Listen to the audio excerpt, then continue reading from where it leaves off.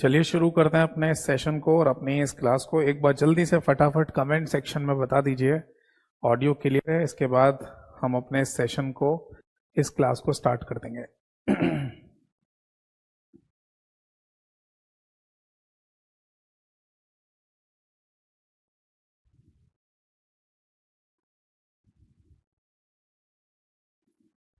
एक बार comment section में बता दीजिए ऑडियो क्लियर है।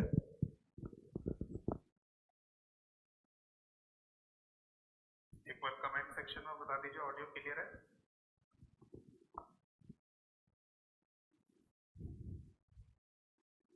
ठीक है जी, ऑडियो एकदम क्लियर है, परफेक्ट है। और शुरू करते हैं हम अपने इस सेशन को, इस क्लास को। ठीक है, तो चलिए शुरू करते हैं। सबसे पहले नमस्कार सभी को नमस्कार। देखिए, जैसा कि आप सभी लोगों ने बोला कि सर एक कंप्यूटर का नया स्पेशल बैच ले आइए, क्योंकि आने वाले समय में कई सारे एग्ज़ाम हैं, चाहे वो स्टेट गवर्नमेंट एग्ज़ाम्स हो, चाहे वो सेंट्रल गवर्नमेंट एग्ज़ाम्स हो। तो इन एग्ज़ाम की प्रिपरेशन के लिए, इन एग्ज़ाम में कंप्यूटर वाले सेक्शन को कंप्लीट करने के लिए एक नया स्पेशल बैच ले आइए, ताकि हम अपनी तैयारी प्रॉपर तरीके से कर पाएँ। तो आप सभी लोगों के कहने पर, आप सभी लोगों की डिमांड पर एक नया स्पेशल बैच अनाउंस कर दिया गया है।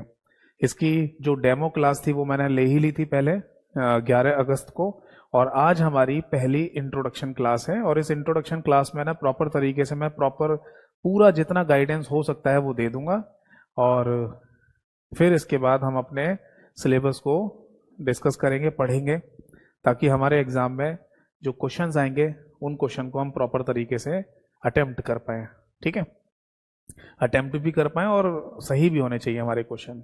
ठीक है, तो एक प्रॉपर गाइडेंस मैं आपको दूंगा आज के इस सेशन में, आज की इस क्लास में, और पूरी स्ट्रेटजी बताऊंगा आपको कि आगे आने वाले समय में जितनी भी हमारी क्लासेस होंगी उसमें हमें अपना पूरा सिलेबस कैसे कंप्लीट करना है, किन किन चीज़ों को फॉलो करना है, ताकि हमारा जो एग्ज़ाम होगा आने वाले समय में उसमें हमें फ़ायदा मिले।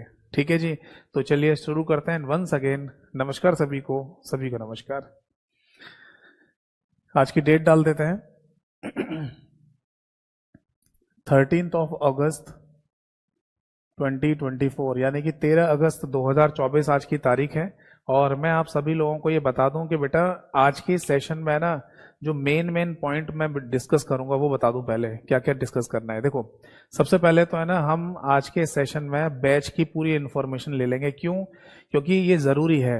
बहुत सारे बच्चे हैं ना, फिर जब क्लास चल रही होती है हमारी आगे, तब ये क्वेश्चन पूछते हैं कि सर ये बताइए कि क्लास कितने दिन में कंप्लीट होंगी, टोटल नंबर ऑफ क्लासेस कितनी होंगी, है ना, और टाइमिंग क्या रहेगा। ये सब बातें ना क्लास के बीच में बच्चे पूछते रहते हैं। तो ये सब बातें मैं समझता हूँ कि एक फर्स्ट क्लास में ही डिस्कस हो जाए तो वो ज़्यादा बेहतर होता है।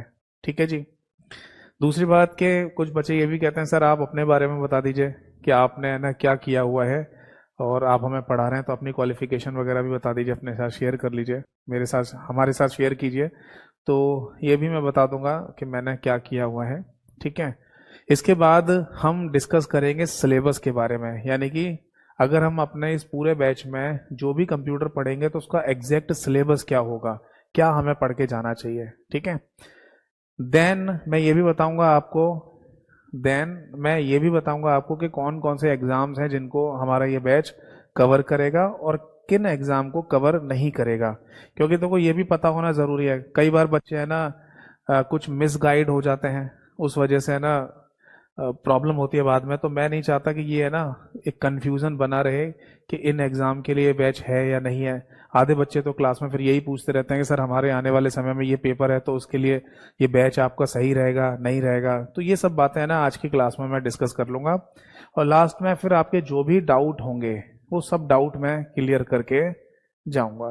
ठीक है जी, तो आज के सेशन को हम नाम देंगे दैट इज इंट्रोडक्शन क्लास। ठीक है,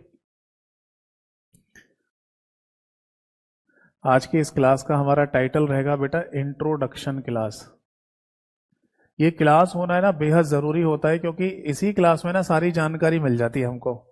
वरना फिर हमेशा क्लासेस के बीच में ना यही चल रहा होता है कि सर ये बता दीजिए वो एग्ज़ाम कब होगा, या फिर वो एग्ज़ाम के लिए सिलेबस है या नहीं है, क्या सिलेबस आएगा। तो ये सब बातें करने से मैं समझता हूँ कि टाइम वेस्ट होता है क्लास के बीच में। अच्छा, आप ये कहेंगे कि सर आने वाले समय में जो हमारी क्लासेस होंगी उसमें अगर हमें डाउट आएंगे या कुछ पूछना होगा तो हम कैसे पूछेंगे? तो इसका भी तरीका मैंने बनाया हुआ है, समझा देता हूं। देखो, हमारी है ना डेली बेसिस पर क्लास होगी, ठीक? तो जो डेली हम क्लास रखेंगे, इस क्लास का जो टाइम है बेसिकली वो 1.5 घंटे का है, 1.5 आवर्स का, ठीक है? अब 1.5 घंटे की क्लास है ना, थ्योरेटिकल थोड़ी लंबी हो जाती है, इतना लंबा पढ़ने में मजा भी नहीं आता। तो एक तरीका रखेंगे हम इसका कि 1.25 घंटे की क्लास कर लेंगे, ठीक है जी? यानी कि 1 घंटा 15 मिनट की क्लास, ऐसे लिख लो, 1 घंटा 15 मिनट की क्लास रख लेंगे हम अपनी थ्योरेटिकल क्लास डेली बेसिस पर, और 15 मिनट लास्ट के रखेंगे हम अपने डाउट सेशन के लिए। ये सबसे बढ़िया तरीका है, क्योंकि देखो आप ऑब्वियस है धीरे धीरे एमसीक्यू प्रैक्टिस वगैरह भी करोगे, और एमसीक्यू प्रैक्टिस वगैरह करेंगे तो आपको डाउट आएंगे ही आएंगे। तो जब डाउट आएंगे तो वो डाउट आप क्लियर कैसे करोगे, कहाँ करोगे? तो इसका सबसे बढ़िया तरीका निकाला मैंने कि क्लास रखिए 1 घंटा 15 मिनट की, और लास्ट के 15 मिनट रखिए डाउट सेशन के लिए, जिसमें आपके जो भी कहीं के भी कैसे भी डाउट हो वो आप मेरे से पूछ सकते हैं। चाहे तो क्लास का कोई डाउट है तो आप पूछ लीजिए, टॉपिक या क्लास से हटके कोई डाउट पूछना चाहते हैं तो पूछ लीजिए, कोई एमसीक्यू वगैरह आप पढ़ रहे हैं उनमें कोई डाउट आता है तो वो भी आप पूछ लीजिए। यानी मोटा मोटा ये मैं कह दूं यहाँ पर कि 1.25 घंटे की क्लास रखेंगे और 15 मिनट लास्ट के रखेंगे डाउट सेशन के लिए। समझ में आ गया? तो ये तरीका है ना हमारा रहेगा क्लास के अंदर, ठीक? चलो, तो सबसे पहले ना मैं बैच के बारे में इंफॉर्मेशन दे दूं आपको। मेरे साथ बने रहिए शुरू से लेकर एंड तक, ताकि आपको प्रॉपर पूरी सारी जानकारी मिलती जाएगी, ठीक? जैसे मैं देख पा रहा हूं बच्चों के कमेंट आए हुए हैं। राहुल ने जैसे पूछा सर रिकॉर्डेड वीडियो कहाँ से मिलेंगी, ये सब बातें अभी आपको समझ में आ जाएंगी, बस ध्यान से सुनते रहिए। देखो बेटा, सबसे पहले हम बात करेंगे बैच की। तो देखो हमारे बैच का नाम है कंप्यूटर स्पेशल बैच, ठीक है? और कंप्यूटर स्पेशल बैच की हम बात कर रहे हैं, तो ये स्पेशल बैच हमारा आज से यानी कि 13 अगस्त से शुरू हुआ है। 13 अगस्त से शुरू हो गया, स्टार्ट हो गया। तो मैं आपको बता दूं कि वैसे तो इसकी डेमो क्लास 11 तारीख को मैंने ले ही ली थी, बट जो प्रॉपर तरीके से क्लासेस चल रहे हैं वो 13 तारीख से शुरू हो गई हैं, और 13 तारीख से आज से ही आपका बैच स्टार्ट हो गया है। 6 मंथ की आपकी वैलिडिटी रहेगी। बहुत सारे बच्चे यही कहते हैं सर वैलिडिटी बता दो, वैलिडिटी हमें नहीं पता चल रही है। तो बेटा वैलिडिटी रहेगी 6 महीने की। अब आप बोलेंगे सर कुछ बैचेस की तो कैरियर एप्लीकेशन पर वैलिडिटी 1 ईयर की होती है। अब देखिए मैं यही बोलूंगा कि जो वैलिडिटी को डिसाइड करने वाले लोग हैं वो है मैनेजमेंट टीम में बैठे हुए लोग। तो मैनेजमेंट टीम ने जो डिसाइड किया होगा, तो उन्हीं का ही ये फैसला है कि आपके बैच की जो वैलिडिटी है वो 6 मंथ रहेगी। तो ये ध्यान रखना कि आज से लेकर 6 महीने तक आपको ये प्रॉपर पूरी क्लासेस दिखेंगी, ठीक? इस कंप्यूटर स्पेशल बैच में मैं आपको 2 तरीके से क्लासेस दूंगा, एक लाइव क्लासेस और दूसरा है दैट इज वीओडी क्लासेस। ये क्या मतलब होता है? देखो लाइव क्लास का सिंपल सा मतलब होता है ऑन टाइम, यानी कि एक पर्टिकुलर टाइम रखा जाएगा और उसी टाइम पर है ना क्लास होगी। जैसे आपके इस कंप्यूटर स्पेशल बैच की जो टाइमिंग रखी गई है वो है 2 बजे, यानी 2 बजे हम दोपहर में मिलेंगे और 3:30 बजे तक ये क्लास का टाइम रहेगा। खैर मैं फिर से बता दूं कि 3:30 बजे तक जो 1.5 घंटे की क्लास की जगह 1.25 घंटे की क्लास होगी, और लास्ट के 15 मिनट रखेंगे डाउट सेशन के लिए डेली। तो 1.25 घंटे की क्लास और 15 मिनट मिला के टोटल 1.5 घंटे की क्लास होगी, और ऑन टाइम मतलब 2 बजे। अब अगर कोई व्यक्ति ऑन टाइम पे नहीं आ पा रहा है, मान लो 2 बजे किसी का कोई काम है या कुछ और पढ़ना है उसको, या मान लीजिए किसी काम से वो नहीं, मतलब किसी काम से चला गया और क्लास में 2 बजे नहीं आ पा रहा है लाइव क्लास में, तो ये क्लास उसे रिकॉर्डेड फॉर्म में मिल जाएगी। ये क्लास वो पूरे दिन में किसी भी समय पढ़ सकता है। पूरे दिन में नहीं पढ़ पाए तो अगले दिन पढ़ लीजिए, उस नेक्स्ट डे नहीं पढ़ पा रहे हो तो उसके नेक्स्ट डे पढ़ लीजिए, और इस तरीके से आपको ये क्लासेस 6 महीने तक दिखाई देती रहेंगी। यानी किसी ने ऑन टाइम पर ये क्लास आके नहीं पढ़ी तो आप इन क्लासेस को अपने किसी भी समय पर पढ़ सकते हैं, जब आपका मन करे, कितनी बार भी पढ़ सकते हैं, देख सकते हैं। और ये क्लासेस आपकी डेली बेसिस पर 2 बजे चलती रहेंगी, ठीक है? अब आता है वीओडी वाला सेक्शन। ये क्या होता है? वीओडी का मतलब होता है वीडियो ऑन डिमांड। जैसे कुछ बच्चे ये कहते हैं कि सर हमारा पेपर तो 1 महीने बाद है, तो क्या ये बैच 1 महीने में कंप्लीट हो जाएगा? तो बेटा 1 महीने में कंप्लीट नहीं हो सकता। अगर आप प्रॉपर सारे टॉपिक सारे चीज़ों को पढ़ के चलेंगे समझेंगे तो 1 महीने में तो कंप्लीट नहीं हो पाएगा। तो फिर थोड़ा टाइम लगेगा, इसको सिलेबस को ख़त्म होने में 2 महीने लग सकते हैं, 2.5 महीने लग सकते हैं, इससे ज़्यादा नहीं लगेगा। ठीक है जी। तो फिर है ना, हमें हमारा जो पेपर है 1 महीने बाद, उसका सिलेबस हम कैसे कंप्लीट करें? तो इसलिए ना हम लोग आपको वीओडी क्लासेस प्रोवाइड कर देते हैं, जिसका मतलब है वीडियो ऑन डिमांड।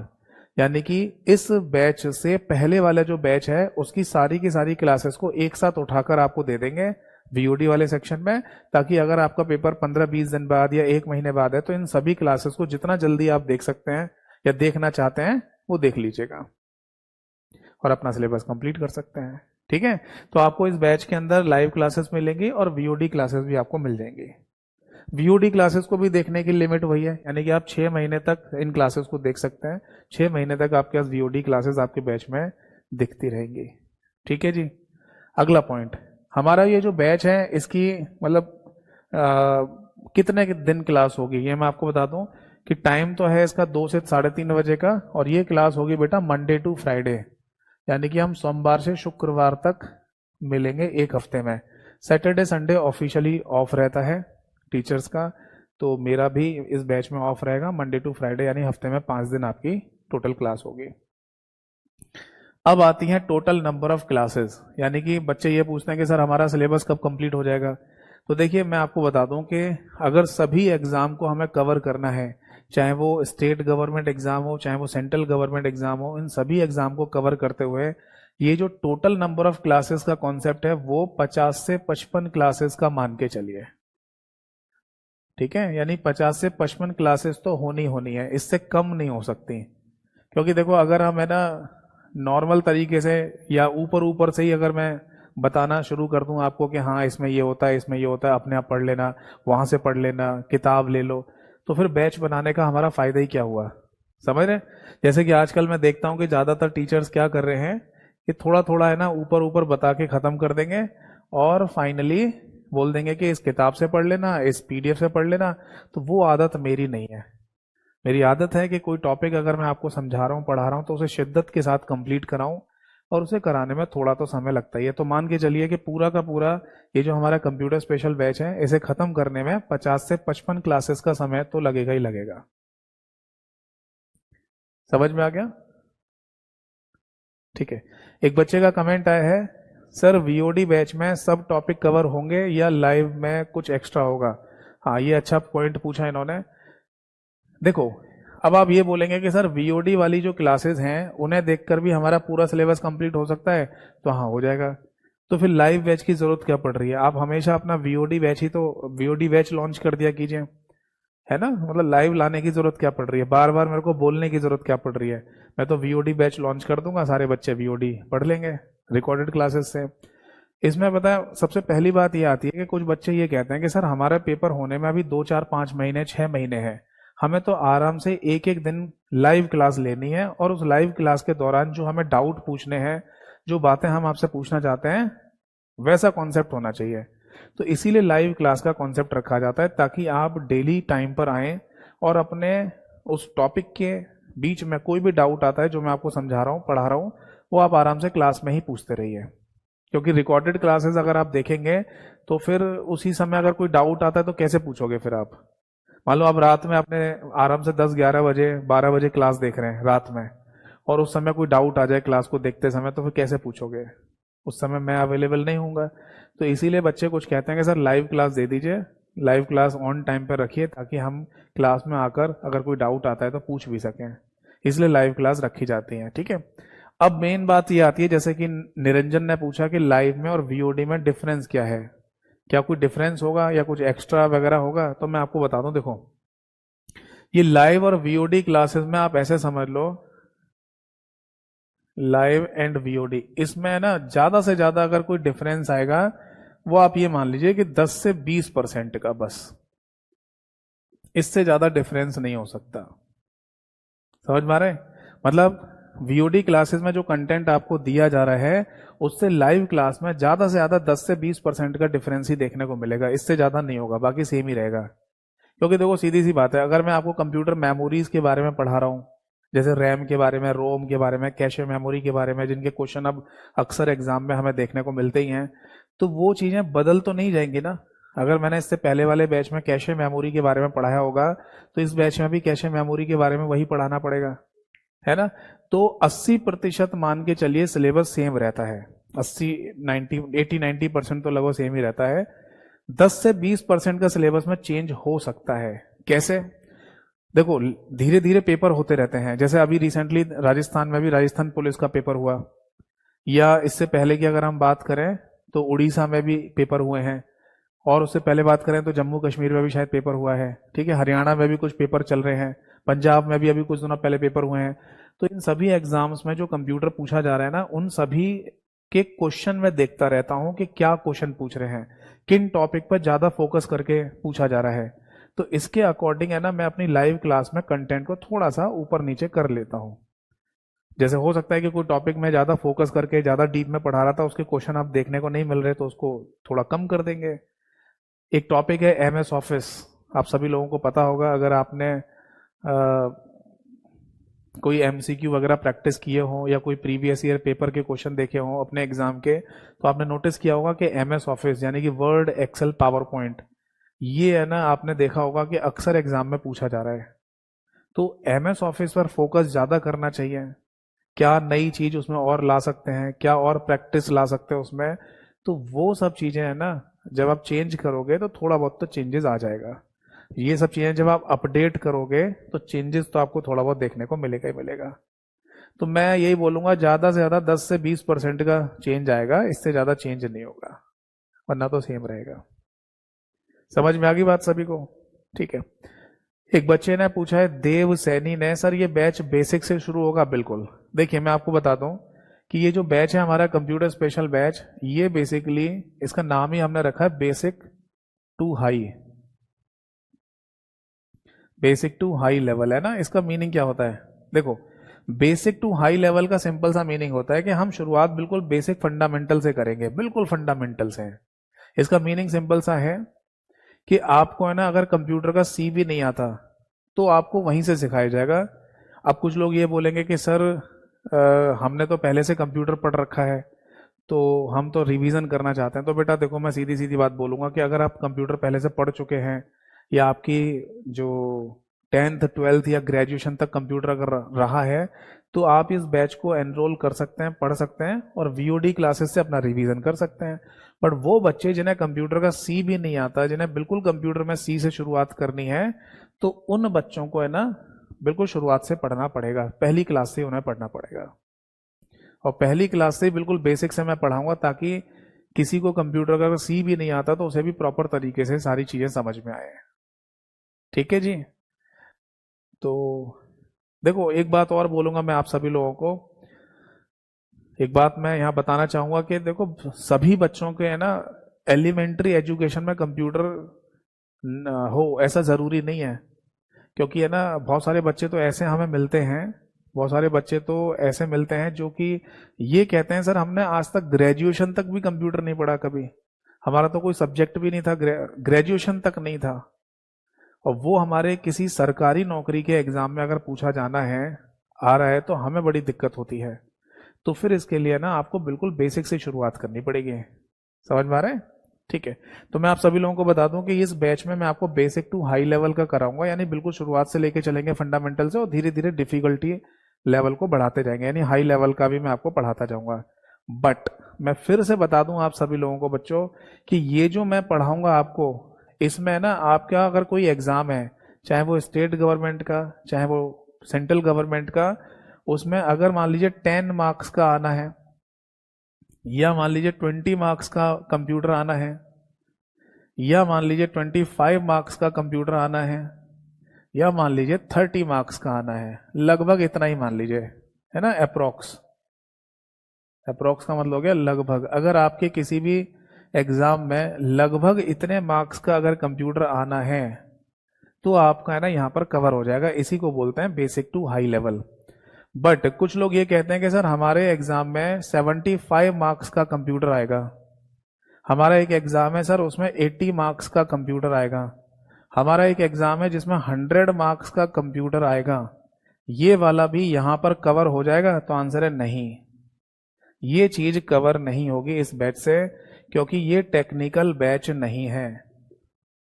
मैं फिर से बता दूं बेटा, ये टेक्निकल बैच नहीं है, ये एक फंडामेंटल बैच है जो बेसिक टू हाई लेवल के नाम से बोला जाता है, जिसमें बेसिक फंडामेंटल तो होगा ही होगा, हाई लेवल की चीजें भी आपको बताई जाएगी। बट हाई लेवल के ऊपर जब जाते हैं ना, तो उसको फिर एक ही नाम दिया जाता है, that is technical. Technical in the sense ये समझ लीजिए जैसे बीटेक लेवल के जो एग्जाम होते हैं, या मान लीजिए कोई एग्जाम है जो आपका बीसीए एमसीए के लेवल पर है, या बीएससी कंप्यूटर साइंस या आईटी के लेवल पर है, उन एग्जाम को फिर टेक्निकल एग्जाम कहा जाता है। वो यहाँ से कवर नहीं होंगे, क्योंकि उन टेक्निकल एग्जाम में 75 नंबर का, 80 नंबर का, 100 नंबर का कंप्यूटर पूछा जाता है, तो वो नहीं कवर होगा। वो कवर कैसे होंगे? फिर उनके लिए अलग से बैच बनाने पड़ेंगे, ठीक है ना, उसके लिए अलग से कोई टेक्निकल बैच बनाना पड़ेगा, जिससे वो सिलेबस हम कवर कर पाएंगे। ठीक है, तो आई होप सो कि इस बैच की जो जानकारी है वो आपको मिल गई। मैं फिर से एक बार बता दूं, टाइमिंग हमारी ये रहेगी, लगभग 50 से 55 क्लासेस रहेंगी, थोड़ा बहुत ऊपर नीचे हो सकता है। आप ये मत सोच लेना कि सर आपने तो 50 से 55 बोला था, ये 56 क्लास कैसे हो गई, तो थोड़ा बहुत तो ऊपर नीचे हो सकता है। बच्चे कई बार डाउट ज्यादा पूछते हैं, तो क्लास की संख्या इस वजह से भी थोड़ी सी एक आध ज्यादा हो सकती है, इससे कम तो नहीं होंगी। ठीक, बाकी मैंने बता ही दिया, लाइव और वीओडी में 10 से 20% का डिफरेंस आएगा, ज्यादा नहीं आता। और ये बैच आपका बेसिक फंडामेंटल बैच है, जिसमें लगभग 30 नंबर तक के कंप्यूटर जो पूछा जाता है वो कवर हो जाएगा।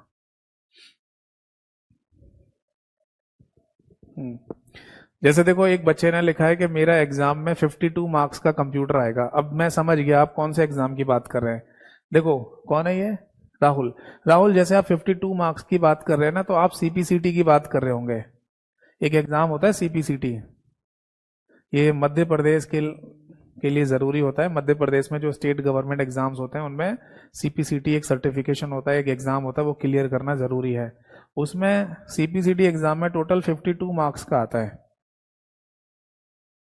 एग्जाम में टोटल 52 मार्क्स का आपका कंप्यूटर आएगा, तो ये वाला कवर हो जाएगा? हाँ, हो जाएगा। इसको भी फंडामेंटल ऑफ कंप्यूटर ही बोलते हैं। मैं फिर से बता दूं आप सभी लोगों को, ध्यान से सुनिए। ये जो मैंने लिखा है ना 75 मार्क्स, 80 मार्क्स, 100 मार्क्स, ये वो एग्जाम होते हैं, वो टेक्निकल एग्जाम है जिनकी क्वालिफिकेशन ही मांगी जाती है कि आपके पास बीटेक होनी चाहिए, बीएससी आईटी या सीएस होना चाहिए, या एमसीए बीसीए होना चाहिए। मतलब आप कोई फॉर्म भरने जा रहे हो सरकारी नौकरी का, और आपकी एलिजिबिलिटी है कि आपने बीटेक कर रखी हो, उन एग्जाम को कहते हैं टेक्निकल एग्जाम। अब जो सीपीसीटी जो एग्जाम है जिसमें 52 मार्क्स का कंप्यूटर पूछा जाना है, उसमें ये थोड़ी कहते हैं कि आप बीटेक करके आए हो तभी सीपीसीटी का एग्जाम दे सकते हो, ऐसा थोड़ी है। वो भी फंडामेंटली कहलाता है। तो मेरा यहां पर कहने का मतलब ये था कि 30 मार्क्स मतलब एक लिमिट बताइए मैंने। ऐसा हो सकता है कि किसी एग्जाम में 35 मार्क्स का आ रहा हो कंप्यूटर, वो भी फंडामेंटल ऑफ कंप्यूटर ही कहलाएगा। समझ में आ रहा है ना? तो टेक्निकल एग्जाम्स को छोड़कर बाकी जितने भी भारत में, इंडिया में जो एग्जाम्स होते हैं, चाहे वो स्टेट गवर्नमेंट का हो, चाहे वो सेंट्रल गवर्नमेंट का हो, सभी एग्जाम यहां से कवर हो जाएंगे। ठीक है जी, चलो अब आगे देखिए। थोड़ा सा पेशेंस रखिएगा, सारी बातें क्लियर करके जाऊंगा, क्योंकि इंट्रोडक्शन क्लास है ना, किसी भी बैच की होना बेहद जरूरी होता है। उसी में सारी बातें हमें पता चल जाती हैं, वरना फिर क्लास के बीच में ही है ना, हमें हमेशा डाउट रहता है कि सर ये बता दीजिए, वो बता दीजिए। तो मैं समझता हूँ कि इंट्रोडक्शन क्लास में ही सारी बातें क्लियर हो जाएं, वो ज़्यादा बेहतर होता है। ठीक है, अब जैसे एक बच्चे ने पूछा है, अभिषेक ने पूछा है, सर आप अपने बारे में भी बता दीजिए कि आपने क्या किया हुआ है। चलिए मैं अपने बारे में बता देता हूँ। देखिए, मेरा नाम है यतेंद्र निगम, शायद आपने बैच के पोस्टर में मेरा नाम देख ही लिया होगा। ठीक है, और मेरी क्वालिफिकेशन है बीटेक। मैंने अपना बैचलर ऑफ टेक्नोलॉजी किया था आईटी स्ट्रीम से। आईटी का मतलब होता है इंफॉर्मेशन टेक्नोलॉजी। मेरा जो बैच था बेटा, वो 2007 टू 11 वाला बैच था। मतलब 2007 में बीटेक में एडमिशन लिया और 2011 में कंप्लीट कर दिया। अगर आप बीटेक से इत्तेफाक रखते हैं, आपको जानकारी है, तो आपको पता होगा कि बीटेक 4 साल की होती है। तो इन 4 साल की बीटेक का कोर्स मैंने कंप्लीट करने के बाद, डिग्री लेने के बाद, फिर मैंने कुछ टाइम तक आईटी कंपनी में वर्क किया था। फिर उसके बाद मुझे लगा कि मैं टीचिंग ज़्यादा बेहतर तरीके से कर सकता हूँ, चीज़ों को समझा सकता हूँ, इसलिए मैं फिर फुल टाइम टीचिंग वाले फील्ड में आ गया। ये बीटेक करने के बाद है ना, मैंने 2012 में और 2013 इन दोनों साल साल में मैंने एक पेपर होता है गेट का, वो भी क्वालिफाई किया था। ठीक है, ये भी अगर आपको जानकारी है तो ठीक है, नहीं तो मैं जल्दी से बता देता हूँ कि गेट बेसिकली एक एग्जाम होता है जिसे graduate aptitude test for engineers कहा जाता है। यानी ये वो एग्जाम है जिसे क्लियर करने के बाद या तो आप एमटेक के लिए जा सकते हैं, या फिर भारत सरकार की जो कंपनियां होती हैं, नवरत्न कंपनियां जिन्हें बोलते हैं, गेल बेल सेल, उनमें जॉब के लिए जा सकते हैं। तो ये मैंने 2 बार दिया था, 2012 और 13 में, दोनों बार ही मेरा क्लियर हो गया था। मेरे को पढ़ाते पढ़ाते है ना, देखिए 10 साल से ज्यादा का एक्सपीरियंस हो चुका है, 10+ इयर्स एक्सपीरियंस है। और इस 10 साल से ज्यादा के एक्सपीरियंस में मैंने है ना, देखो बेसिक कंप्यूटर भी पढ़ाया, प्लस टेक्निकल कंप्यूटर भी मैं टीच करता हूँ, पढ़ाता हूँ। मैं फिर से बताता हूँ, बेसिक कंप्यूटर वो कंप्यूटर है जो आपका बैच है, बेसिक फंडामेंटल बैच, ठीक है, जिसको बेसिक टू हाई लेवल ही कहा जाता है। ठीक है, और अगर हम टेक्निकल की बात करें तो टेक्निकल वो बैच होता है जिसमें क्वालिफिकेशन मांगी जाती है, बीटेक वगैरह। ठीक है, जैसे मैं अभी थोड़ी देर पहले आपको जानकारी दे रहा था कि अगर कोई एग्जाम आप देने जा रहे हैं जिसमें एलिजिबिलिटी ही आपसे बीटेक वगैरह या बीएससी आईटी वगैरह मांगी गई है, तो उसको हम टेक्निकल बोल देते हैं। या टेक्निकल बैच वो भी हो सकता है जैसे कोई व्यक्ति है ना, बैंक की तैयारी कर रहा है और बैंक में आईटी ऑफिसर की पोस्ट निकलती है, या कोई एग्जाम है आपका टीजीटी पीजीटी का, यूजीसी नेट का, इन सभी एग्जाम को टेक्निकल एग्जाम कहा जाता है और उनकी तैयारी भी मैं कराता हूं। ठीक है जी, चलिए अब आगे देखिए। देखो जी, 2 बातें हमें अभी तक प्रॉपर क्लियर हो चुकी हैं। एक तो ये कि इस बैच की जानकारी मिल गई, और थोड़ा बहुत मैंने भी अपने बारे में बता दिया, क्योंकि आप जिस टीचर से पढ़ने जा रहे हैं तो थोड़ा बहुत उसके बारे में नॉलेज होना जरूरी है। अब मैं आपको दिखाता हूं सिलेबस, और ये भी बता दूं कि कौन कौन से एग्जाम यहां पर कवर हो जाएंगे। तो अब मैं आपसे ये भी पूछना चाहूंगा कमेंट सेक्शन में कि आपके आने वाले समय में जो भी एग्जाम है उन सभी के एग्जाम के नाम आप लिखिएगा। मैं हैंड टू हैंड बताता जाऊंगा कि कौन सा एग्जाम आपका कवर हो जाएगा या नहीं, और अपनी तरफ से भी बता देता हूं। देखिए, अब हम बात करने जा रहे हैं एग्जाम्स की। ठीक है, तो एक एक सेंटेंस लिखूंगा जिसमें सारी बातें कवर हो जाएंगी। देखो, जितने भी स्टेट गवर्नमेंट एग्जाम्स होते हैं, स्टेट गवर्नमेंट एग्जाम्स, ठीक है, टेक्निकल एग्जाम को छोड़कर, वो इस बैच से कवर हो जाएंगे। And central government exam, central government exams, ये सारे के सारे है ना इस बैच से आपके कवर हो जाएंगे। उदाहरण के लिए, फॉर एन एग्जाम्पल की अगर हम बात करें तो एसएससी का जो एग्जाम होता है, सीजीएल का, जो कि आने वाले समय में होगा, और सीएचएसएल की अगर हम बात करें तो ये एग्जाम है ना इस बैच से कवर हो जाएगा। ये बात हम सभी लोगों को पता है, स्टाफ सिलेक्शन कमीशन का एक नया पैटर्न, नया सिलेबस आ चुका है, जिसमें मेंस वाले पेपर में कंप्यूटर को कंपलसरी कर दिया गया क्वालिफाई करना। अगर आप मेंस प्री निकालने के बाद मेंस वाले सेक्शन में जाते हैं और वहां पर अगर आप कंप्यूटर क्लियर नहीं कर पाए, तो आपने प्री कितना भी बढ़िया दे दिया हो, मेंस में भी मैथ रीजनिंग इंग्लिश जीएस पूछी जाएगी, वो कितनी बढ़िया कर लो, बट आप डिसक्वालीफाई हो जाएंगे। आपका एसएससी का एग्जाम क्लियर नहीं होगा अगर आपने कंप्यूटर क्लियर नहीं किया तो बेटा, वो लोग, वो बच्चे खासकर जो पहले एसएससी की तैयारी कर रहे थे और एसएससी के लिए कंप्यूटर बिल्कुल नहीं पढ़ते थे, उन्हें तो बहुत ज्यादा तैयारी करने की जरूरत है, वरना कंप्यूटर की वजह से ही आपका एसएससी का पेपर फेल हो जाएगा, आप क्लियर नहीं कर पाएंगे। तो उन लोगों को थोड़ी सी ज्यादा मेहनत करनी पड़ेगी। तो एसएससी का सीजीएल यानी कि कंबाइंड ग्रेजुएट लेवल का एग्जाम हो गया, या सीएचएसएल का एग्जाम हो गया, उसको आप इस बैच से कवर कर सकते हैं। ठीक है जी, ये हो गया आपका सेंट्रल गवर्नमेंट का एग्जाम। ठीक है, इसके अलावा अगर मान लीजिए आने वाले समय में आपका कोई बैंक का एग्जाम है, तो वो भी आप यहाँ से इस सिलेबस से कवर कर सकते हैं। ठीक है, जैसे मैं देख पा रहा हूँ एक बच्चे ने लिखा सीपीसीटी का एग्जाम। देखो, ये बेसिकली एमपी एग्जाम की बात चल रही है, यानी कि मध्य प्रदेश में होने वाले एग्जाम्स की, जिसमें एग्जाम्पल के लिए आप सीपीसीटी का एग्जाम लिख सकते हैं, ये भी आपको यहाँ पर कवर हो जाएगा। ठीक है, इस बैच से हो जाएगा।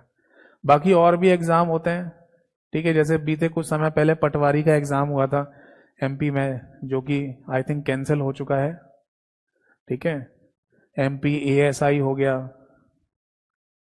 ठीक है। इस तरीके के एक्सेट्रा यानी कि ढेर सारे एग्जाम होते हैं मध्य प्रदेश में, उनकी अगर आपको तैयारी करनी है तो आप इस बैच से तैयारी कर सकते हैं।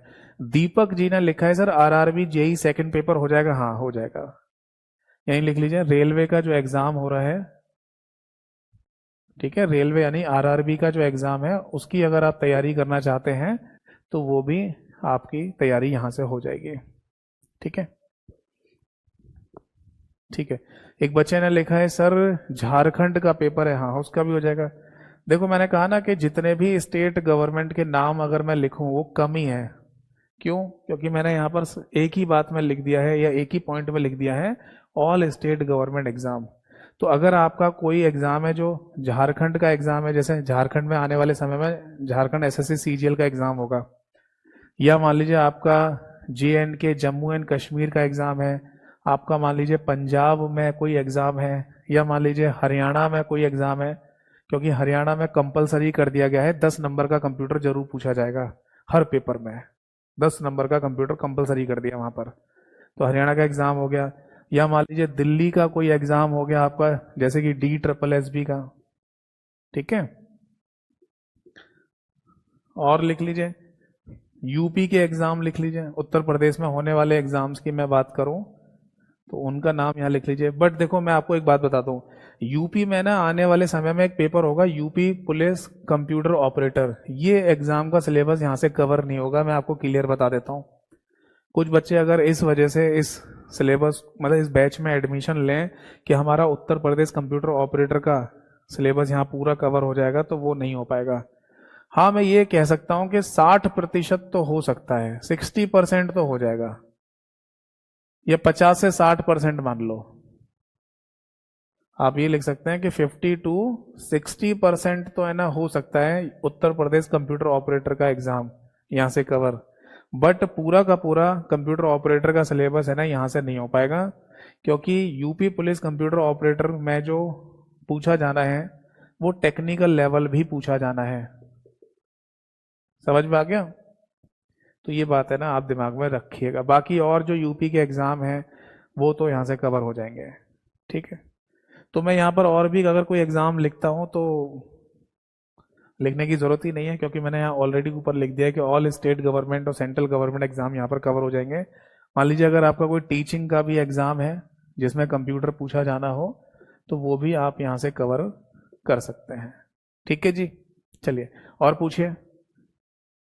एक बच्चे ने लिखा है कंप्यूटर साइंस। सुधीर आप जो लिख रहे हैं कंप्यूटर साइंस, ये कंप्यूटर साइंस मतलब कौन सा एग्जाम की बात कर रहे हो? आप कंप्यूटर साइंस लिख रहे हो, ये कौन से एग्जाम की बात कर रहे हो? अगर मैं पहले ही बता चुका हूं आपको कि अगर आप बात कर रहे हैं एक ऐसे एग्जाम को क्लियर करने की जिसकी क्वालिफिकेशन ही बीटेक वगैरह है, या BSc वगैरह है, BSc IT है, BSc CS है, क्वालिफिकेशन समझ रहे हैं? मतलब आप फॉर्म तभी भर सकते हो जब आपने BSc IT, BSc CS या बीटेक कर रखी हो, BCA MCA कर रखे हो, तो उनके एग्जाम का जो सिलेबस है ना वो कवर नहीं हो पाएगा, उसे बेटा टेक्निकल बोलते हैं। ये जो हमने बैच बनाया है कंप्यूटर स्पेशल बैच, ये बैच है फंडामेंटल बैच। फंडामेंटल बैच का मतलब बेसिक टू हाई लेवल का बैच, जिसमें आपके 10 20 30 35 नंबर का जो कंप्यूटर पूछा जाता है ये यहां पर कवर हो जाएगा सारा का सारा। क्लियर है जी? और कोई एग्जाम है आपके दिमाग में या जिसकी आप तैयारी कर रहे हैं तो आप पूछ सकते हैं।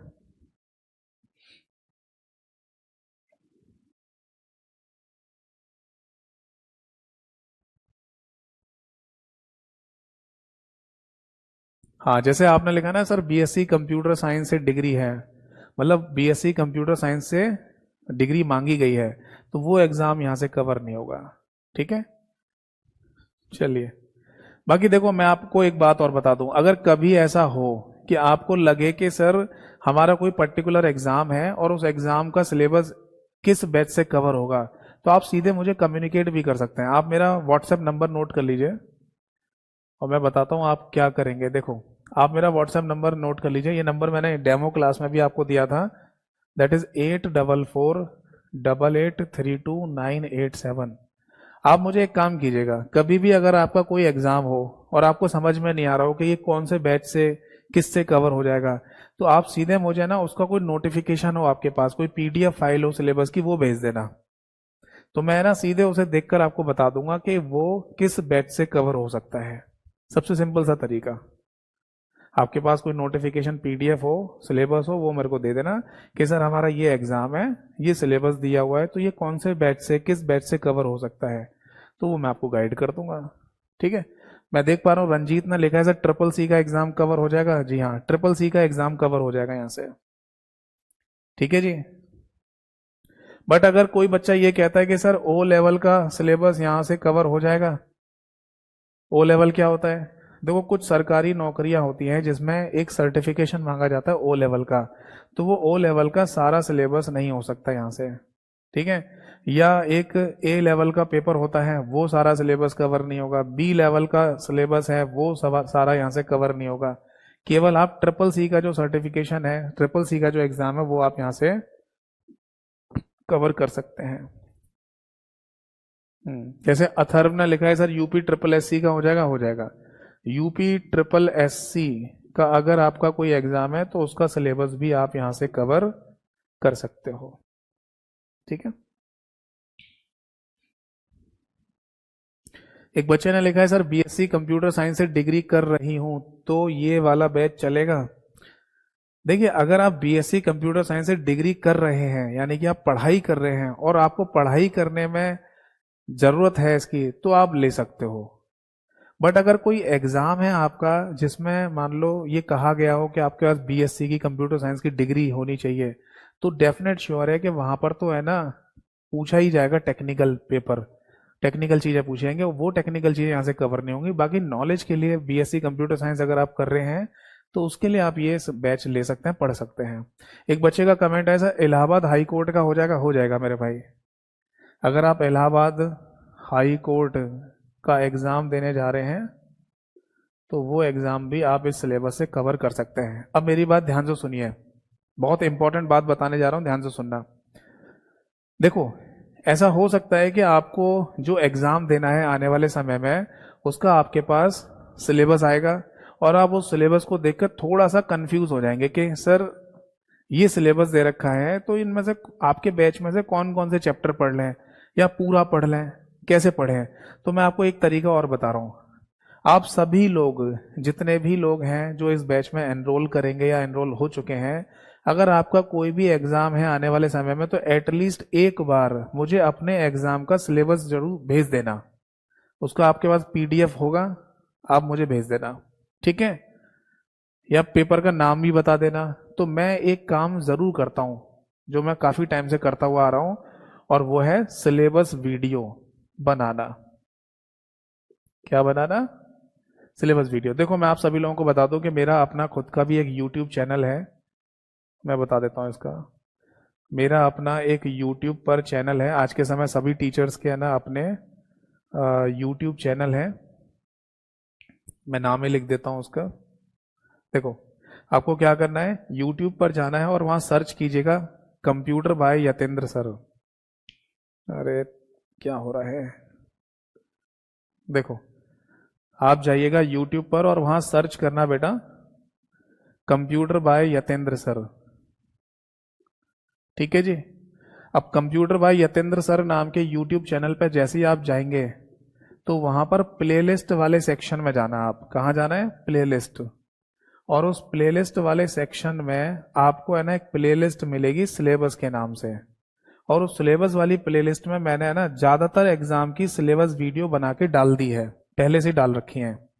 बट अगर आपको लगता है कभी ऐसा कि कोई सिलेबस की वीडियो वहां पर नहीं है, तो आप मुझे सिलेबस भेज देना मेरे व्हाट्सएप नंबर पर, मैं सिलेबस वीडियो भी बना दूंगा। जैसे उदाहरण के लिए एक बच्चे ने लिखा है सर JH टेट का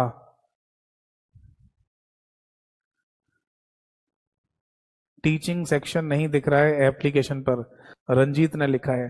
तो JH टेट का जो भी इनका एग्जाम है, मान लो मैं एक एग्जांपल मान रहा हूं कि, या चलो कोई और एग्जांपल ले लो। जैसे मान लीजिए कि SSC CGL का आपका पेपर है और SSC CGL का आपको सिलेबस वीडियो देखना है कि कौन कौन से चैप्टर आएंगे, कौन से पढ़ने हैं हमको।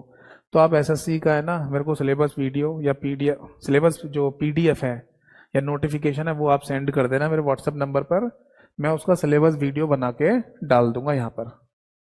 तो आपको एटलीस्ट ये आइडिया हो जाएगा कि अगर हम एसएससी सीजीएल सीएचएसएल का एग्जाम देने जा रहे हैं तो कौन कौन से चैप्टर हमें पढ़ने हैं, कौन से छोड़ने हैं, ये आइडिया लग जाएगा आपको।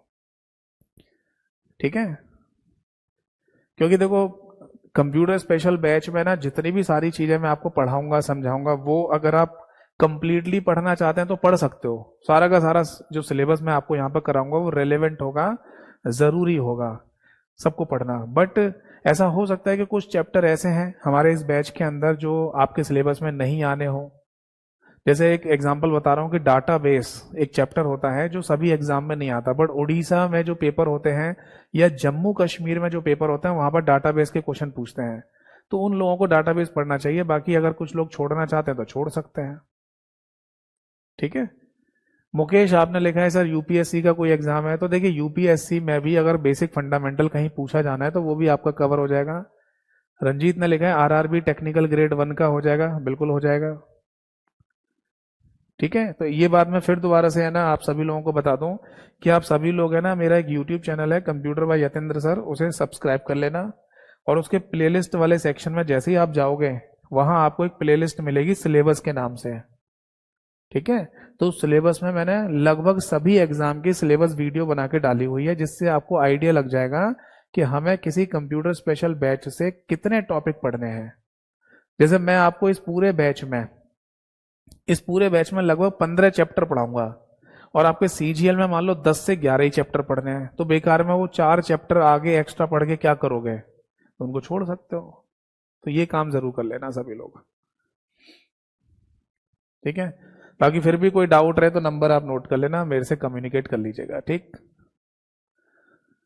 चलो जी, अब मैं आपको है ना पहले सिलेबस बता दूं कि हम अपने इस कंप्यूटर स्पेशल बैच में क्या पढ़ेंगे, उसके बाद फिर मैं आप सभी लोगों के डाउट क्लियर करूंगा। ठीक है, देखो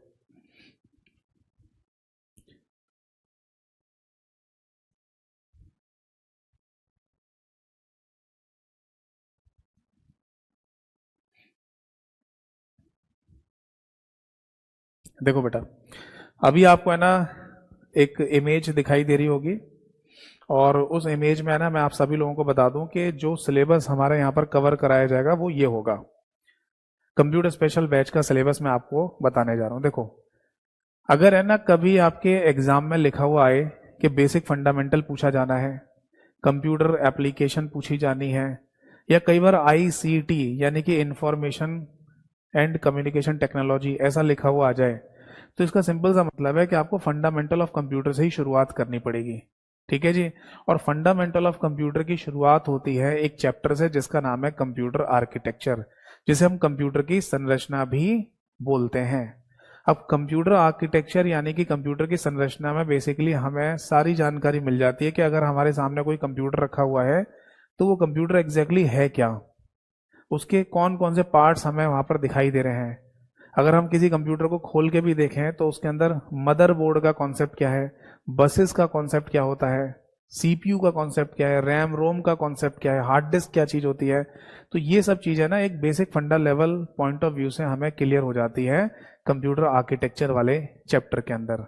आजकल मैं देख रहा हूँ रजिस्टर्स वगैरह को लेकर भी क्वेश्चन पूछे जा रहे हैं एग्जाम में, तो ये रजिस्टर क्या होता है, फ्लिप फ्लॉप क्या होता है, लॉजिक गेट क्या होते हैं, तो ये सब चीजें ना आपको कंप्यूटर आर्किटेक्चर वाले चैप्टर के अंदर ही देखने को मिल जाएंगे। इसके बाद सेकंड नंबर पे हम अपने बैच में जो टॉपिक या चैप्टर डिस्कस करेंगे वो मेमोरी साइज यूनिट्स कहलाता है। मेमोरी यूनिट्स कह दीजिए या मेमोरी साइज यूनिट कह दीजिए, एक ही बात है। इसको हिंदी में मेमोरी इकाइयां भी कह सकते हैं। और मैं समझता हूं कि ये एक कॉम्प्लीमेंट्री टॉपिक है। कॉम्प्लीमेंट्री का मतलब ये समझ लो कि अगर आप चाय पी रहे हैं तो उसके साथ आपको मठरी दे दी जाए कि लो जी खा लीजिए, तो कॉम्प्लीमेंट्री कहलाती है, जबकि आपका उद्देश्य चाय पीना था। तो ऐसे समझ लो कि अगर आप कंप्यूटर का सिलेबस कंप्लीट कर रहे हैं तो उसमें आपको एक छोटा सा चैप्टर या टॉपिक है मेमोरी यूनिट्स, मेमोरी इकाइयां, ये जरूर पढ़ लेना चाहिए, क्योंकि इस चैप्टर के अंदर ही है ना आपको पूरा कॉन्सेप्ट क्लियर हो जाता है कि ये bit, byte, kilobyte, megabyte, gigabyte, terabyte, petabyte, exabyte, zettabyte, yottabyte ये क्या है। इनके जब हम है ना एग्जाम में क्वेश्चन देखते हैं या किसी मॉक टेस्ट में क्वेश्चन देखते हैं या कोई PYQ देखते हैं, तो कई बार कंफ्यूजन हो जाता है कि ये क्या पूछ रहा है, इसमें से सही आंसर क्या होगा। तो ये सारा है ना डाउट एक ही बार में क्लियर हो जाएगा आपका इस चैप्टर से। इसके बाद बेसिक फंडामेंटल ऑफ कंप्यूटर में इंट्रोडक्शन टू कंप्यूटर, जिसमें हिस्ट्री, जनरेशन, क्लासिफिकेशन और फ्यूचर ऑफ कंप्यूटर के बारे में हमको पढ़ना होता है। देखो हिस्ट्री जनरेशन है ना सभी एग्जाम में नहीं पूछा जाता है, इसीलिए मैंने आपको बोला कि आपका जब भी कोई एग्जाम हो और उसका सिलेबस आपके पास हो, PDF हो, नोटिफिकेशन हो, वो आप मुझे जरूर दिखा देना ताकि मैं बता दूं कि उसमें आपको कुछ कौन कौन से चैप्टर पढ़ने हैं। और मेरे YouTube चैनल पर यानी कि computer by Yatendra sir YouTube channel पर आपको उसका सिलेबस वीडियो भी मिल जाएगा। तो उससे ये पता चल जाता है कि कौन से चैप्टर हैं वो हम छोड़ सकते हैं। जैसे हिस्ट्री एंड जनरेशन के क्वेश्चन है ना हर एक एग्जाम में नहीं पूछे जाते, पर चूंकि हमें कंप्लीट कंप्यूटर बैच आपको पढ़ाना है, इसलिए फंडामेंटल ऑफ कंप्यूटर में हिस्ट्री जनरेशन भी मुझे पढ़ाना होगा। जैसे कुछ एग्जाम होंगे ऐसे जहां पर हिस्ट्री जनरेशन के क्वेश्चन आ रहे हैं, तो फिर तो पढ़ना तो पड़ेगा ही पड़ेगा। ठीक है, तो मैं आपको यहाँ पर पढ़ाऊंगा, आप अपने सिलेबस के अकॉर्डिंग अगर इसे छोड़ना चाहें तो छोड़ सकते हैं, और पढ़ना चाहें तो पढ़ लीजिए, क्या बुराई है। जब कंप्यूटर हम शुरू से ही पढ़ रहे हैं बिल्कुल बेसिक पॉइंट ऑफ व्यू से, तो हमें इसकी हिस्ट्री यानी इतिहास, इसका क्लासिफिकेशन यानी कि वर्गीकरण, ये सब पता होना जरूरी है। इसके बाद है ना चौथे नंबर पर मैं जो चैप्टर आपको पढ़ाऊंगा वो होगा कंप्यूटर हार्डवेयर। देखो आज आप कोई भी सिलेबस उठा के देखिए, उसमें इनपुट डिवाइस, आउटपुट डिवाइस ऐसा लिखा हुआ जरूर आएगा। तो कंप्यूटर में इनपुट और आउटपुट डिवाइसेस के बारे में जो जानकारी है ना वो एक कंप्यूटर हार्डवेयर वाले चैप्टर के अंदर ही पढ़ी जाती है। यानी मोटा मोटा आप ये कह दीजिए कि अगर कंप्यूटर हार्डवेयर कहीं पर लिखा हुआ आ रहा है तो input output devices, storage devices, इनके बारे में आपको पढ़ना है, पेरीफेरल डिवाइसेस के बारे में पढ़ना है। या अगर कहीं इनपुट एंड आउटपुट डिवाइसेस लिखा हुआ आ रहा है तो आपको कंप्यूटर हार्डवेयर वाला ही चैप्टर पढ़ना होगा। ठीक, इसके बाद हमें पढ़ना है कंप्यूटर मेमोरी। आप कोई भी एग्जाम के क्वेश्चन देखिए, उसमें RAM, ROM, cache memory, virtual memory, registers, इनके क्वेश्चन अक्सर हमें देखने को मिल जाते हैं। तो ये जो रैम, रोम, मेमोरी हैं, ये हम इन सभी को एक ही चैप्टर के अंदर पढ़ लेंगे, जिसे कंप्यूटर मेमोरी के नाम से बोला जाता है। फिर नेक्स्ट चैप्टर में आपको पढ़ाऊंगा कंप्यूटर सॉफ्टवेयर के नाम से। कंप्यूटर सॉफ्टवेयर में बेसिकली हमें एक ओवरव्यू पता चल जाता है सॉफ्टवेयर्स के बारे में, जैसे एप्लीकेशन सॉफ्टवेयर क्या होते हैं, सिस्टम सॉफ्टवेयर्स क्या होते हैं, यूटिलिटी सॉफ्टवेयर्स क्या होते हैं, जिसके क्वेश्चन अक्सर हमें देखने को मिलते हैं पेपर में, यूटिलिटी के ऊपर पूछ लेते हैं क्या होता है ये। इसके अलावा ऑपरेटिंग सिस्टम की जानकारी हमें कंप्यूटर सॉफ्टवेयर वाले चैप्टर के अंदर मिल जाती है। ट्रांसलेटर, कंपाइलर, इंटरप्रेटर, असेंबलर, इसके क्वेश्चन आ रहे हैं पेपरों में। ठीक है जी, तो बायोस के क्वेश्चन पूछ लेते हैं, लोडर के क्वेश्चन पूछ लेते हैं। तो ये सब जानकारी हमें कंप्यूटर सॉफ्टवेयर वाले चैप्टर के अंदर मिल जाती है। इसके बाद मैं आपको पढ़ाऊंगा माइक्रोसॉफ्ट विंडोज। देखो मैंने कुछ एग्जाम के सिलेबस देखे जहां पर स्पेशली मेंशन करके लिखा हुआ है कि विंडोज ऑपरेटिंग सिस्टम को पढ़ के आइए। अब विंडोज ऑपरेटिंग सिस्टम आपको पता है हम और आप सभी के कंप्यूटर में डला हुआ है। आपके पास भी अगर कोई कंप्यूटर है किसी भी कंपनी का तो उसमें विंडोज ऑपरेटिंग सिस्टम होगा। मेरे पास अगर कोई कंप्यूटर है किसी भी कंपनी का तो उसमें विंडोज ऑपरेटिंग सिस्टम होगा। और जब कल आपकी सरकारी नौकरी लग जाएगी और आप किसी डिपार्टमेंट में जाएंगे और वहां आपको कंप्यूटर पर काम करना होगा तो वहां पर भी विंडोज ऑपरेटिंग सिस्टम पर ही काम करना होगा आपको। तो इसलिए आज के समय विंडोज ऑपरेटिंग सिस्टम को एग्जाम में कंपलसरी करते जा रहे हैं। हर एक एग्जाम के सिलेबस में आपको विंडोज या विंडोज ऑपरेटिंग सिस्टम देखने को मिल जाएगा लिखा हुआ। अब विंडोज ऑपरेटिंग सिस्टम है ना दो तरीके से पढ़ा जाता है, एक इसका बेसिक पॉइंट ऑफ व्यू और एक इसका टेक्निकल। तो दोनों तरीके से मैं आपको यहां पर बता दूंगा जितना रेलेवेंट होगा। अभी कुछ एग्जाम है जिसमें लाइनेक्स और यूनिक्स भी मैंने देखा था लिखा हुआ आया था। आई थिंक शायद रेलवे का एग्जाम था, उसमें लिखा हुआ आया था कि लाइनेक्स और यूनिक्स भी पढ़ के आइए या डॉस पढ़ के आइए, ऐसा लिखा था। तो बेसिकली है ना लाइनेक्स, यूनिक्स, डॉस ये वो ऑपरेटिंग सिस्टम होते हैं जो कमांड वाले ऑपरेटिंग सिस्टम कहलाते हैं, कमांड बेस्ड ऑपरेटिंग सिस्टम कहलाते हैं। तो इनकी कमांड्स याद करनी होती हैं हमें। तो अगर किसी का एग्जाम में लाइनेक्स या यूनिक्स ऑपरेटिंग सिस्टम वगैरह भी पूछा जाना है तो वो कमांड कैसे याद करेंगे इसकी जानकारी भी मैं आपको दे दूंगा। ठीक है, इसके बाद आता है full forms, file extension and shortcut की। आप कोई भी एग्जाम का सिलेबस देखना उसमें शॉर्टकट की जरूर लिखा मिलेगा। Full form of file extension लिखा हो या ना लिखा हो तो भी आपको पढ़ के जाना चाहिए। वैसे तो हम जैसे जैसे चैप्टर को शुरू करते जाते हैं, जितनी भी फुल फॉर्म आती जाएंगी वो सारी की सारी फुल फॉर्म मैं डिस्कस करता ही हूँ, हर एक की फुल फॉर्म लिखवाता जाऊंगा आपको। बट मैं ये रिकमेंड करता हूँ सभी लोगों को कि अगर आपका एग्जाम है और आप उसके लिए कंप्यूटर पढ़ रहे हैं, तो ए से लेकर जेड तक सारी की सारी फुल फॉर्म आपको एटलीस्ट एक बार जरूर देख के जानी चाहिए। ऐसी फाइल एक्सटेंशन होती हैं, फाइल एक्सटेंशन में भी फुल फॉर्म होती हैं ज्यादातर, वो देख के जानी चाहिए। तो एक चैप्टर आपको ये भी पढ़ना चाहिए। फिर इसके बाद मैं आपको पढ़ाऊंगा एमएस ऑफिस। ठीक है जी। एमएस ऑफिस एक इंपॉर्टेंट चैप्टर है आज के समय में, और ये चैप्टर है ना दोनों ही तरीके से इंपॉर्टेंट हो जाता है। जैसे इसके थ्योरेटिकल क्वेश्चन आ रहे हैं पेपर में, और प्रैक्टिकल। जैसे अगर हम बात करें यूपी में, उत्तर प्रदेश में एक एपीएस की भर्ती निकली थी, जिसका पहला फेज तो हो चुका है, अब एक और फेज होना है। अपर निजी सचिव की वैकेंसी थी जिसमें प्रैक्टिकल आएगा वर्ड एक्सेल पावर पॉइंट का, तो वो प्रैक्टिकल पॉइंट ऑफ व्यू से भी इंपॉर्टेंट है। दूसरा एसएससी सीजीएल वगैरह की अगर हम बात करें तो वहां पर कुछ पोस्ट या पद के लिए आपको एक सीपीटी एग्जाम क्लियर करना पड़ता है, कंप्यूटर प्रोफिशिएंसी टेस्ट। वहां पर भी आपको वर्ड एक्सेल पावर पॉइंट पे काम करके दिखाना होता है। तो एमएस ऑफिस है ना, प्रैक्टिकल और थ्योरेटिकल दोनों ही पॉइंट ऑफ व्यू से आज के समय इंपॉर्टेंट है, जो हम अपनी क्लास में पढ़ेंगे, जानेंगे, देखेंगे। ठीक है। मैं आपको है ना वर्ड एक्सेल और पावर पॉइंट तीनों एप्लीकेशंस को बैच के अंदर पढ़ाऊंगा। ठीक। इसके बाद आता है इंटरनेट। देखो, अगर आपके सिलेबस में डेटा कम्युनिकेशन ऐसा लिखा हुआ है, डेटा कम्युनिकेशन जिसको हिंदी में डाटा का संचार भी कहा जाता है, तो समझ जाइए कि आपको दो चैप्टर पढ़ के जाने हैं, एक इंटरनेट और इसके बाद एक और दिखाता हूं मैं आपको, नेटवर्किंग। इसको थोड़ा छोटा कर लेते हैं।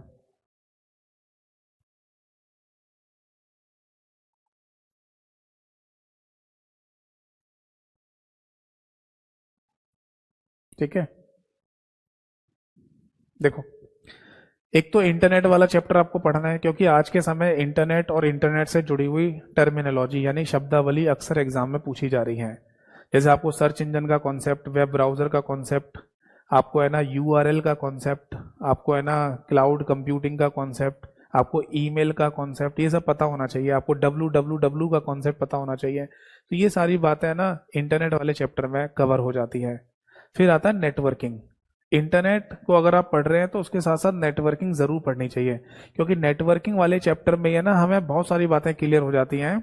जैसे टोपोलॉजी क्या होती है, प्रोटोकॉल्स क्या होती हैं, आईपी एड्रेस, मैक एड्रेस क्या चीज होती है, repeater, hub, modem, gateway, switch, firewall, ये सब क्या है जिनके ऊपर एग्जाम में क्वेश्चन पूछे जाते हैं, है ना। तो ये सारी बातें हमें नेटवर्किंग वाले चैप्टर में पता चल जाती हैं। ठीक है जी। तो मैं सभी को यही बोलूंगा कि अगर डाटा कम्युनिकेशन लिखा हुआ है आपके सिलेबस में, तो इंटरनेट नेटवर्किंग दोनों पढ़िए, और अगर केवल इंटरनेट चैप्टर लिखा हुआ आ रहा है आपके सिलेबस में, तो इंटरनेट के साथ आपको नेटवर्किंग भी पढ़ना है। ठीक है। इसके बाद मैं आपको पढ़ाऊंगा कंप्यूटर सिक्योरिटी। ये वाला टॉपिक भी आज के समय सभी एग्जाम में, सभी में पूछ रहे हैं। कंप्यूटर सिक्योरिटी लिखा हो, केबल सिक्योरिटी लिखा हो, साइबर सिक्योरिटी लिखा हो, इंटरनेट सिक्योरिटी लिखा हो, सबका मतलब एक ही है। यानी आपको मालवेयर की जानकारी होनी चाहिए। आपको पता होना चाहिए कि मालवेयर क्या होता है, आपको पता होना चाहिए कि वायरस क्या है, वॉर्म क्या है, ट्रोजन हॉर्स क्या है, लॉजिक बॉम्ब क्या है, ब्लेंडेड थ्रेट क्या होता है, phishing, vishing, smishing, spoofing, social engineering, DoS attack, eavesdropping, ये सब चीजें क्या होती हैं। तो इन सब की अगर आप जानकारी ले रहे हैं तो ये टॉपिक कहलाता है कंप्यूटर सिक्योरिटी वाला। ठीक है।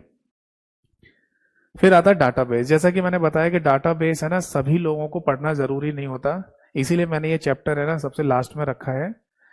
अगर जैसे मान लो आप उड़ीसा का एग्जाम देने जा रहे हैं, उड़ीसा में जो एग्जाम्स होते हैं या जम्मू कश्मीर में कुछ एग्जाम हो रहे हैं, तो उनमें है ना डाटाबेस के क्वेश्चन पूछते हैं, तो आप डाटाबेस पढ़ सकते हो। ठीक है। नहीं तो नहीं पढ़ना तो छोड़ दीजिए। ठीक है। या फिर आपके सिलेबस को देखकर मैं बता सकता हूं कि उसमें डाटाबेस के क्वेश्चन पूछे जाएंगे या नहीं। ठीक। फिर इसके बाद आता है प्रोग्रामिंग लैंग्वेज। देखो, प्रोग्रामिंग लैंग्वेज का यहाँ पर बेसिक फंडामेंटल मैं आपको बता दूंगा कि बेसिक पॉइंट ऑफ व्यू से प्रोग्रामिंग लैंग्वेज का कॉन्सेप्ट क्या है। अब अगर कोई ये सोचे कि सर यहाँ पर आप सी प्लस प्लस, जावा या पाइथन जैसी प्रोग्रामिंग भाषाओं को कंप्लीटली करा देंगे, तो आंसर है नहीं। उनके लिए फिर कोई अलग से ही बैच बनाना पड़ेगा, क्योंकि उनकी क्लासेस ज़्यादा होती हैं। अगर आप जावा या पाइथन जैसी प्रोग्रामिंग भाषाओं को भी अगर ढंग से पढ़ेंगे तो मैं समझता हूँ बहुत कम से कम अगर क्लासेस भी पढ़ेंगे तो 10-20 क्लासेस तो उनकी अलग होंगी होंगी, इससे कम नहीं हो सकती। क्योंकि अगर आप ऐसा थोड़ी कि जावा किसने बनाई थी, कब बनाई थी, बस काम खत्म हो गया। अगर किसी एग्जाम में जावा प्रोग्रामिंग भाषा, पाइथन भाषा, इनके बारे में पूछा जाना है तो थोड़ा तो डीप पूछेंगे ही। बस ये थोड़ी पूछेंगे किसने बनाई थी और कब बनाई थी। तो इसलिए प्रोग्रामिंग भाषा का यहाँ जो मैं आपको कॉन्सेप्ट बताऊंगा वो बेसिक फंडामेंटल होगा।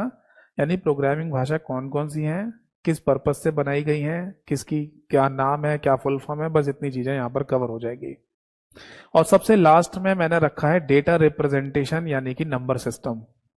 देखो हम है ना कुछ एग्जाम ऐसे देखते हैं जहां पर लिखा हुआ आता है कि कोई नंबर दे रखा है, मतलब कोई एग्जाम हम देने जा रहे हैं और वहां पर एक क्वेश्चन देखा हमने कि एक नंबर दे रखा है डेसिमल में और बोल रहा है इसका बाइनरी बताओ, या अगर बाइनरी नंबर दे रखा है पूछ रहा है इसका डेसिमल बताओ। इसको बोलते हैं डेटा कन्वर्जन या नंबर सिस्टम भी इसे बोल सकते हो आप।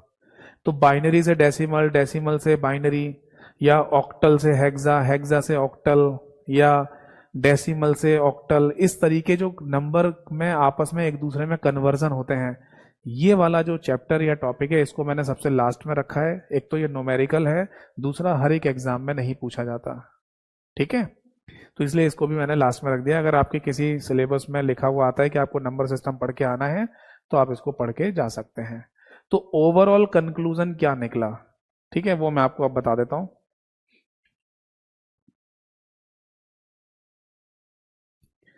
अगर हम ओवरऑल सिलेबस के कंक्लूजन की बात करें, ठीक है, तो देखो चैप्टर नंबर फर्स्ट से, ठीक है जी, चैप्टर नंबर फर्स्ट से लेकर 12th चैप्टर तो सबके लिए, सबको पढ़ना होता है, फॉर ऑल,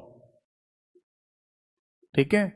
और चैप्टर नंबर अगर हम बात करें 13, 14 और 15, ये केवल वही लोग पढ़ें जिनके एग्जाम में हो, यानी कि स्पेसिफिक लोग, स्पेसिफिक एग्जाम। समझ में आ गई बात या नहीं? यानी अगर आपके एग्जाम में डाटाबेस पूछा जाना है तो पढ़िए, नहीं पूछना तो मत पढ़िए। आपकी प्रोग्रामिंग लैंग्वेज आनी है तो पढ़िए, नंबर सिस्टम आना है तो पढ़िए, नहीं तो छोड़ दीजिए। बट अगर कोई ये कह रहा है कि सर मेरे को तो पूरा ही पढ़ना है हर एक एग्जाम को कवर करते हुए, तो आप चाहें तो पहले चैप्टर से लेकर 15वें चैप्टर तक सारा ही पढ़ सकते हैं, नहीं तो 12 चैप्टर पढ़ लीजिए बस। इससे भी सभी एग्जाम का सिलेबस हमारा कवर हो जाता है, ठीक है। चलिए, तो फाइनली है ना, मैंने आपको सिलेबस के बारे में भी बता दिया, एग्जाम कौन कौन से कवर होंगे ये भी मैंने आपको बता दिया। अब अगर किसी का कोई डाउट है तो आराम से पूछिए, नहीं तो फिर हम अपनी आज के सेशन को, आज की क्लास को खत्म करेंगे। और नेक्स्ट डे जब ये क्लास होगी तो सबसे पहला वाला चैप्टर मैं डिस्कस करूंगा, कंप्यूटर आर्किटेक्चर वाला, ठीक है। पूछिए अगर कोई डाउट है तो। एक बच्चे ने लिखा है सर आज क्लास में पढ़ाएंगे नहीं? नहीं, आज देखो इंट्रोडक्शन क्लास में ना पढ़ाने का मुझे नहीं लगता कि कोई मतलब होगा। क्योंकि देखो अगर आपको किसी टीचर के बारे में जानना है कि वो कैसा पढ़ाता है, उसका टीचिंग स्टाइल क्या है पढ़ाने का, ये आज के समय हर जगह पता चल जाता है। आज के समय यूट्यूब है ना एक ऐसा माध्यम है कि आप उस पर जाकर टीचर के बारे में तुरंत देख सकते हो कि उसका टीचिंग स्टाइल क्या है ना। तो अगर आपको मेरे पढ़ाने का तरीका देखना है तो आप मेरे ही यूट्यूब चैनल पे जा सकते हैं, कंप्यूटर बाय यतेंद्र सर के नाम से है, तो वहां जाइए, उसे सब्सक्राइब कर लेना और वहां देख सकते हैं कि मेरा पढ़ाने का तरीका क्या है, कैसे पढ़ाता हूं मैं, ठीक है। बाकी नेक्स्ट क्लास जो होगी हमारी, यानी कि कल क्लास होगी और मैं अपना फर्स्ट चैप्टर कंप्यूटर आर्किटेक्चर शुरू कर दूंगा। बिल्कुल सिलसिलेवार तरीके से आपको पढ़ाऊंगा, बिल्कुल ऐसे समझ लीजिए जैसे कंप्यूटर का किसी को सी भी नहीं आता, वहीं से शुरू करेंगे। और जिसने पहले से ही कंप्यूटर में है ना बहुत कुछ पढ़ रखा है उसको भी क्लियर समझ में आएगा, ठीक है। एक बच्चे ने लिखा है, अरविंद ने, सर मैं आपका स्टूडेंट रहा हूं कंप्यूटर स्पेशल 23 का, मन कर रहा है कि इस बैच में भी एनरोल कर लूं। अरे नहीं, ऐसा मत करो, ऐसा मत करो। आपने एक बार कंप्यूटर स्पेशल 23 यानी 23 बैच ले रखा है तो बस ठीक है। अब बस इसके बाद एमसीक्यू प्रैक्टिस करिए। मैंने क्लास में भी उस समय बताया होगा कि आप एमसीक्यू प्रैक्टिस कैसे करेंगे या कहाँ से करना है आपको वो समझाया होगा, तो बस वहीं से कर लीजिए, ठीक है। दोबारा बार बार बैच लेने की जरूरत नहीं है, बेकार में पैसे खराब करोगे, ठीक। एक बच्चे ने लिखा है, अनीशा ने, sir chapter number 13, 14 and 15 SSC CGL में आएगा क्या? देखिए मैंने अभी थोड़ी देर पहले भी आपको बोला था, आप एक काम जरूर कर लीजिए, मेरे यूट्यूब चैनल पे जाओ, कंप्यूटर भाई यतेंद्र सर के नाम से है, वहाँ प्लेलिस्ट वाले सेक्शन में जाना, और वहाँ पर एक प्लेलिस्ट मिलेगी आपको सिलेबस के नाम से, उसमें मैंने एसएससी सीजीएल सीएचएसएल की सिलेबस वीडियो बनाई हुई है, उसमें जाके आप चेक कर लो, हैंड टू हैंड लिख लेना कि कौन कौन से चैप्टर पढ़ने हैं आपको। वैसे तो मोस्टली एग्जाम की सिलेबस वीडियो मैंने बना के डाल दी है, बट अगर कोई सिलेबस वीडियो वहां ना मिले आपको तो मुझे व्हाट्सएप कर देना, मैंने व्हाट्सएप नंबर भी दिया था, दोबारा दे देता हूँ, 8448832987। ये मेरा व्हाट्सएप नंबर है, आप इस पर अपना सिलेबस भेज देना या एग्जाम का नाम भेज देना, मैं सिलेबस वीडियो बना दूंगा।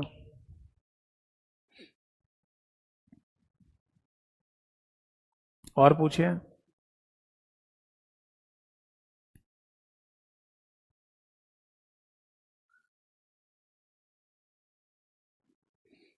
सुधीर ने लिखा है, सर टेक्निकल बैच कब तक लाओगे? देखिए मैं पूरी कोशिश कर रहा हूँ टेक्निकल बैच भी लाने की, यानी कि वो बैच जो कि बीटेक वगैरह पर आधारित होता है, जिसमें बीटेक का सिलेबस वगैरह पूछा जाता है, या बीएससी आईटी बीसीए एमसीए का सिलेबस पूछा जाता है, उसका है ना एक बैच लाने की मैं पूरी कोशिश कर रहा हूँ। बट आप मेरे से जुड़े रहिएगा, अगर जुड़े रहेंगे तो आपको जानकारी मिल जाएगी, ठीक है, जब भी आएगा। अनीशा ने लिखा है, सर डिस्काउंटेड फीस की आज लास्ट डेट है क्या? हाँ, जैसा कि मैंने डेमो क्लास में भी बताया था आपको 11 अगस्त को, कि 11 अगस्त की शाम को 7 बजे से लेकर 13 अगस्त की शाम को 7 बजे तक है ना डिस्काउंटेड फीस रहेगी, यानी वही 599 रुपये, 600 मान लीजिए, तो 600 रुपये है ना आपके 6 महीने के हैं, यानी मोटा मोटा आप ये समझ लो कि 100 रुपये आपको 1 महीने के देना है, ठीक है। मतलब कितनी नॉमिनल सी फीस हो गई है आज के समय पर, कि 100 रुपये केवल आपको महीने के हिसाब से देने हैं, और आप 6 महीने तक है ना क्लासेस को देख सकते हैं। और पूछिए। अंकित जी ने लिखा है, सर क्लास की टाइमिंग क्या रहेगी? क्लास की टाइमिंग है ना 2 बजे रहेगी। तरीका मैंने बताया था, एक बार फिर से बता देता हूं कि 1.25 घंटे की क्लास रखेंगे थ्योरेटिकल, लास्ट के 15 मिनट रखा करेंगे डाउट के लिए। 2 बजे शुरू हो जाएगी, 2 से 3:30 की टाइमिंग है। मयंक जी ने लिखा, सर कोई डाउट नहीं है, अब तो सब क्लियर हो गया। Thank you so much. फिर भी अगर कोई डाउट हो तो पूछे जल्दी जल्दी। अरविंद जी ने लिखा है, sir you are the best teacher sir, मैं अभी तक जितने भी टीचर से पढ़ा हूँ आप बेस्ट हैं। Thank you sir, thank you so much Arvind ji ये लिखने के लिए। देखिए मैं यही बोलता हूँ सभी लोगों को कि आप किसी से भी पढ़िए, जरूरी नहीं कि मेरे से ही पढ़ो, आपको जो और टीचर अच्छा लगे उनसे पढ़िए, बट अपना एम ध्यान रखिए। आपको टाइम पास नहीं करना कि कभी इस पे पढ़ रहे हो, कभी उससे पढ़ रहे हो, कभी यहाँ देख रहे हो, कभी वहां देख रहे हो। एक फोकस बना लो अपना कि मेरे को है ना इनसे पढ़ना है, उन्हें समझने की कोशिश करिए, ठीक है। ऐसा नहीं है कि कोई टीचर खराब होता है, टीचर सारे अच्छे होते हैं, बस थोड़ा बहुत 19-20 का अंतर आता है। तो अगर कोई टीचर प्रॉपर गाइडेंस दे रहा है तो उसे फॉलो करिए, और फॉलो करने के बाद आप अपना एम दिमाग में रखिए कि मेरे को ये टारगेट है, मेरा ये जॉब मुझे निकालनी है, इस जॉब में सिलेक्शन लेना है, बात खत्म। तो उसमें है ना प्रॉपर टीचर का गाइडेंस होना जरूरी है, क्योंकि देखो टीचर ही है ना एक गाइडेंस देता रहता है कि आप इन चीजों को फॉलो करोगे ना तो इससे आपको आपकी तैयारी अच्छी हो जाएगी, आपको टाइम वेस्ट नहीं करना पड़ेगा, है ना। क्योंकि देखो अगर आप तैयारी खुद से भी करना चाहते हैं तो खुद से भी कर सकते हो, बट उसमें थोड़ा ज्यादा समय लग सकता है, या ज्यादा पढ़ सकते हो जिसकी जरूरत नहीं थी। तो टीचर क्या है ना 10 साल से एक्सपीरियंस लेके बैठा हुआ है कि आपका जब पेपर होगा उसमें जो क्वेश्चन पूछे जाएंगे तो कहाँ तक के क्या पूछे जा रहे हैं, बस उसको गाइड कर देता है आपको, आप पढ़ लीजिए, ठीक।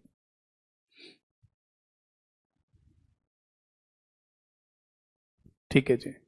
तो आई होप सो है ना कि जो मैंने आज के सेशन में आज की क्लास में आपको समझाया वो आपको क्लियरली समझ में आ गया होगा, और ठीक है। बाकी कोई डाउट रहे तो आप मुझे व्हाट्सएप कम्युनिकेट भी कर सकते हैं, नंबर मैंने आपको दिया ही था। तो अगली नेक्स्ट क्लास में मिलेंगे और अपना सबसे पहला वाला चैप्टर डिस्कस करेंगे, कंप्यूटर आर्किटेक्चर वाला। फिर भी मैं आपको बोल रहा हूँ कि अगर किसी को मेरा पढ़ाने का स्टाइल चेक करना है कि मैं कैसा पढ़ाता हूँ, तो आप मेरे यूट्यूब चैनल पर जाकर चेक कर सकते हैं कि मेरा तरीका क्या होता है। ठीक है, वरना तो फिर हम बैच में मिलेंगे ही मिलेंगे। आप चिंता मत कीजिएगा, मैं आपको इस बैच में जो कंटेंट प्रोवाइड कराऊंगा उसे पढ़ने के बाद, उसे देखने के बाद आपको कहीं और नहीं जाने दूंगा, मैं इस बात की गारंटी है। बस मेरे बताए हुए रास्ते पे चलते रहना, कहीं जाने नहीं दूंगा मैं आपको। ठीक है, तो नेक्स्ट क्लास में मिलेंगे, तब तक के लिए नमस्कार सभी को। जय हिंद, वंदे मातरम।